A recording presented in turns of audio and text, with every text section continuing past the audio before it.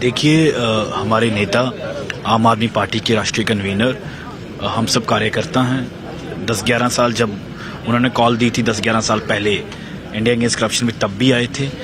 और ये उन्हीं के कारण है कि आज दिल्ली में और पंजाब में उनकी सरकार है। तो और ये सिर्फ बात अरविंद केजरीवाल जी की पूछताछ की नहीं है, ये बात है कि जिस तरीके की राजनीति भाजपा उतर आई है। देखिए, वो मुख्यमंत्री जिनकी पिछली 2 बार की परफॉर्मेंस 70 में से 67 और 70 में से 63, वो मुख्यमंत्री जिसने बात की अस्पताल की, जिसने बात की स्कूल की। आपसे मैं एक सवाल पूछना चाहूंगा, क्या अरविंद केजरीवाल से पहले देश में कोई ऐसा लीडर, कोई पार्टी थी जो स्कूल और अस्पताल की बात करती थी? नहीं।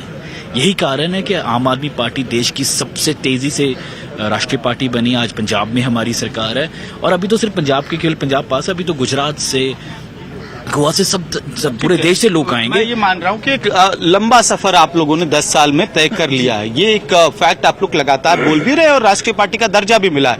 लेकिन 82 के दर्शकों को हम उनके अंदर भी एक क्यूरियोसिटी होगी कि दिल्ली की जो एक्साइज पॉलिसी जो अब नहीं रही, वो पंजाब में लागू की है आपकी सरकार ने, वहां पे क्या परफॉर्मेंस है इस एक्साइज पॉलिसी की? यही पहली बात तो ये है कि पिछले 11 महीने से हमारे दिल्ली के फॉर्मर हेल्थ मिनिस्टर, जिन्होंने पूरी दुनिया को मोहल्ला क्लिनिक का कंसेप्ट दिया, वही मोहल्ला क्लिनिक आज पंजाब में भी बहुत पॉपुलर है। मेरी खुद की विधानसभा में 9 मोहल्ला क्लिनिक है। रोज तकरीबन 700 लोगों को मुफ्त इलाज मिलता है। मैं उनसे बात करता हूं, वो दुआएं देते हैं अरविंद केजरीवाल और भगवंत मान को। वो स्वास्थ्य मंत्री पिछले 11 महीने से जेल में है और किसी को नहीं पता कौन सा जुर्म है, कौन सा सबूत है, क्या प्रूफ है, कि कोई रिकवरी नहीं। जिस शिक्षा मंत्री ने देश को यह बताया कि शिक्षा मंत्री होता क्या है, वो पिछले 1.5 महीने से जेल में है। अभी तक कोई उनके घर पर रेड की, उनके रिश्तेदारों के बैंक लोग के, कोई प्रूफ नहीं है। और एक तरफ अब क्योंकि ये बात ये नहीं है भ्रष्टाचार रोकने की बात नहीं है, ये बात है कि किसी तरीके से स्कूल और अस्पताल की राजनीति पर ब्रेक लगाई जाए। और ये सवाल ये है कि आपने जो excise policy same cut, Arvind Kejriwal खुद कहते हैं, मैं इधर आ जाता हूं, अरविंद केजरीवाल खुद कहते हैं कि उसी पॉलिसी को कट कॉपी पेस्ट आपने पंजाब में किया। परफॉर्मेंस क्या है आपको बता? पंजाब की एक्साइज पॉलिसी, और ये CAG भी उसके ऊपर कर सकती है,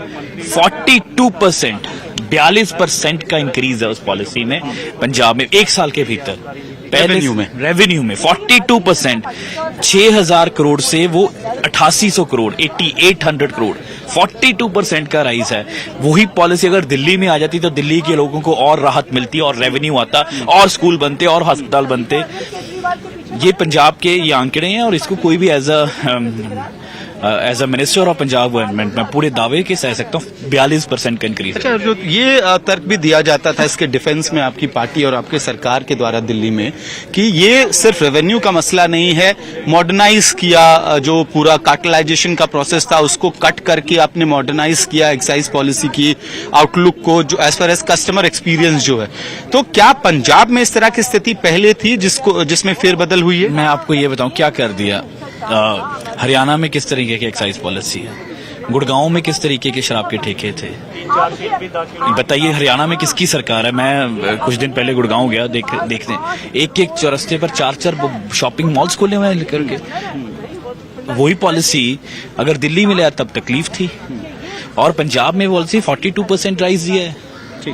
तो ये सब चीजें आप फैक्ट्स पर बात करिए, आप जाकर कवर करिए गुड़गांव को, और वही चीजें अगर दिल्ली में हो रही थी तो वो घोटाला बन गया। इनफैक्ट यही कह रहा हूं कि आपकी ही पार्टी की तरफ से तर्क दिया जाता था कि कार्टलाइजेशन का एंड हुआ और जो कस्टमर एक्सपीरियंस है वो बेटर हुआ। वही तो कह रहा हूँ, वही तो बात है। अभी क्या है, अभी दिल्ली में माफिया चल रहा है, वही माफिया गुजरात में चल रहा है, वही माफिया देश के और कोनों में चल रहा है। पंजाब में माफिया का खात्मा हो तभी 42% का राइज हो गया। लेकिन अब यही सवाल पूछे जाएंगे मुख्यमंत्री से जो लगातार देखिए, अरविंद केजरीवाल वो शख्स हैं जिन्होंने अपने शरीर पर बहुत कुछ देखकर वो मुख्यमंत्री इस पार्टी को खड़ा किया है। मुझे याद है अनशन कर वो डायबिटिक हैं और उन्होंने बहुत कुछ देखकर वो यहाँ तक पहुंचे हैं। वो ये फूलों के रास्ते पर चलकर यहाँ तक नहीं पहुंचे, और वो देश के लिए कुछ भी, केजरीवाल रुकेंगे नहीं। ये अगर मोदी जी को ये लगता है वो CBI और EDC के केजरीवाल को रोक पाएंगे, वो उनकी गलतफहमी है। केजरीवाल नहीं रुकेंगे।